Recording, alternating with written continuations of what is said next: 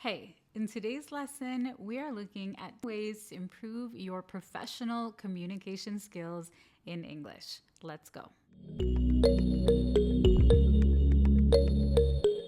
So when it comes to professional communication in English, there's a lot more to it than just your grammar and your vocabulary. First of all, you need to be able to establish and build rapport. Now, building rapport basically means building a connection, building a relationship, making the other person or the other people feel comfortable. And in business, this goes a long way. You can build and establish a rapport by doing some really simple things. For example, make sure to use polite greetings, make natural small talk, show a genuine interest in what the other person is saying. Ask open-ended questions. Open-ended questions allow people to talk, share their opinions, share their thoughts, and share their experiences. Closed questions are just answered with yes or no, all right? So you want to keep your questions open, give the other person a chance to communicate with you as well. A lot of times in business, we think that we have to get down to business or get straight to business right away, but that is not the case.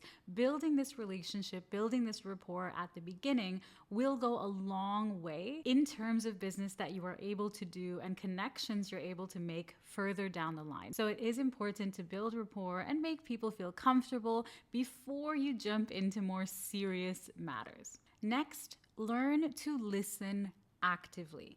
Now, active listening means that you are listening, paying attention, thinking about what you hear, processing the information that you hear. You are really listening to understand, not just listening to respond. Okay, that's active listening. Now, I would encourage active listening all the time, not only in business. Also in social situations, if you're in a class setting, learning to listen actively is a very, very valuable skill. So when you are listening actively, maintain eye contact. I know that that is not the case in every single culture, but in English-speaking cultures and countries, it is important to be able to maintain that eye contact.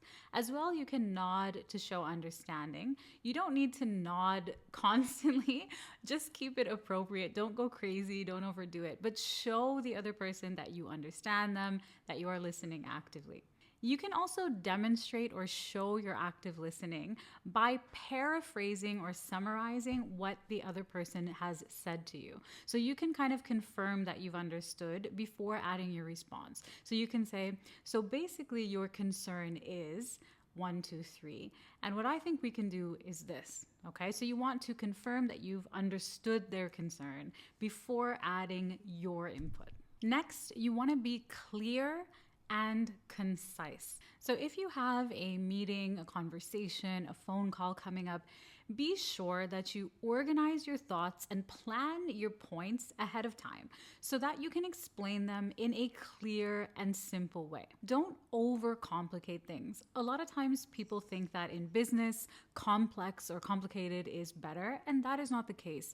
Being clear is extremely, extremely important. If a customer, a client, or a potential partner doesn't understand you, they will not work with you. All right, so make sure that you are clear and keep it concise. This means to keep it short. Don't make things longer than they need to be. Next, be aware of your nonverbal communication. Nonverbal is the way that we communicate without speaking. So this refers to your body language, your eye contact, your hand gestures, and so on. Now, of course, the standard for nonverbal communication is going to be different in every country and in every culture. So if you work internationally or you work with people from different places, it is important to consider your body language, your gestures, and the way that you are communicating, not just the things that you say. Next, adapt. In business, you must be flexible. You have to adapt the way that you communicate.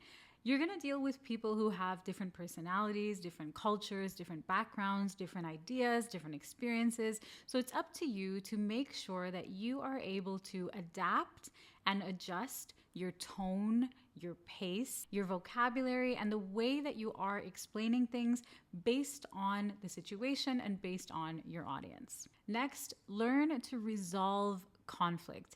Now, resolving conflict or solving problems is challenging. It can be very, very difficult. However, it's extremely important not only in your professional life, but in your personal and your social life as well. Now, when you face conflict or you face a challenge and you need to resolve it, you want to be diplomatic. It's important to speak in a diplomatic way. You don't want to point fingers or place blame. Even if the problem is someone's fault, it's quite unprofessional to make that person feel bad or to shame them. So instead of focusing on blame or focusing on the problem or making the problem itself worse, you really want to focus on finding a solution and moving forward when you're trying to resolve conflict. So the key here is to be diplomatic. Instead of focusing on the problem, focus on the solution.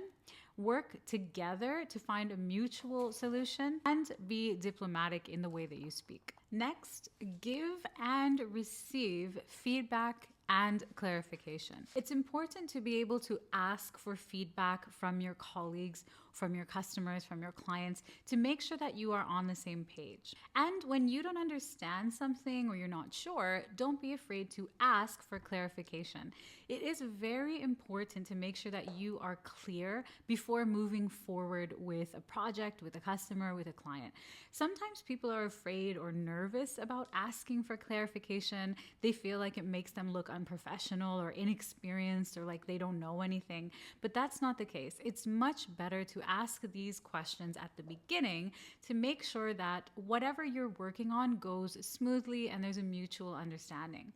As well, if you feel like the other person doesn't understand you or they look like they don't understand you, offer them some clarification. Provide the chance for them to ask you some questions and give them that clarification. Don't just assume that everyone has understood you because you have understood yourself. Next, show empathy. Now, empathy is the ability to show that you understand how other people feel.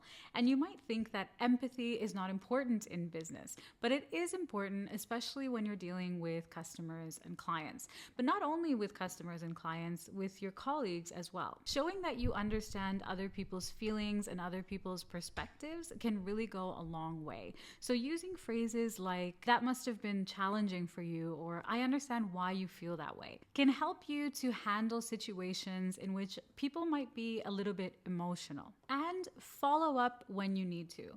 Learn when it is appropriate and necessary to follow up. So if you've had a conversation with someone and they say that they're going to do something, some time has passed and they haven't done it, you might need to follow up with them. You might need to check on the status, see what's happening, and let them know that you haven't forgotten. Following up also shows professionalism. It shows that you're organized, you remember what needs to be done, you follow through, and that you stay on top of your tasks. You can also follow up when you are the one completing a task to let the other person know that you haven't forgotten and to let them know the progress or the status of that task. So following up is a great practice and it shows organization, initiative, and professionalism.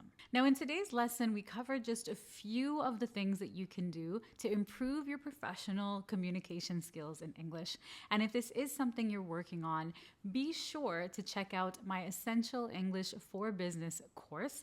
This is a self-study online course so you can learn at your own pace and learn all the fundamentals that you need to know to communicate confidently and professionally in English. I will link the Essential English for Business course down below so you can learn more. So there you have it, ways to improve your professional communication skills in English.